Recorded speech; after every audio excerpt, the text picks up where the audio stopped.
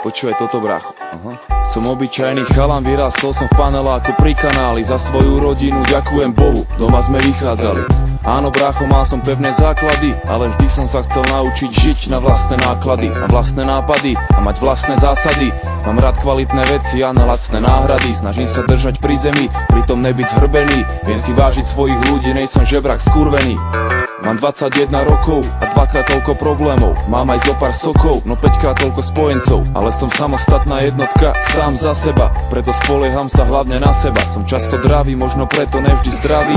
A veľa vecí zbabral som a zhorel som jak ciga z trávy. Čo už? Učím sa na chybách a každý jeden. A tiež nelutujem ani jeden deň, keď sa v repe jebem. Snažím sa vychutnať si život, aj keď není skvelý.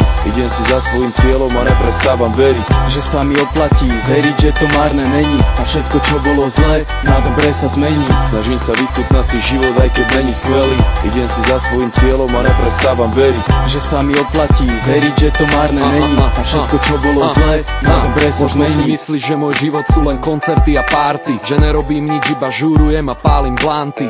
Môj život nejsú iba zábava a chlast. Mám problémy a starosti a každý jeden z vás. Keď som bol malý, foter pil a mlátil mamku. Znášal som to ťažko, brácho, nerobím si srandu. Videl som mamu dobytú s modrinami. Foter zmizol preč a večer prišiel najebaný. Tak toto išlo dokola, keď bol preč, bola pohoda. Keď sa vrátil, začalo to odznova. Nakoniec sa rozviedli a foter zmizol z domu. Matka prišla o prácu a snaží sa nájsť znovu. Ja sa snažím postarať sám o seba, ostať silný si za svojím a nenechať sa dojebať. Všetko zlé, čo som prežil, berem ako výhodu. Rozbieham si svoju hru a posúvam sa dopredu. Snažím sa vychutnať si život.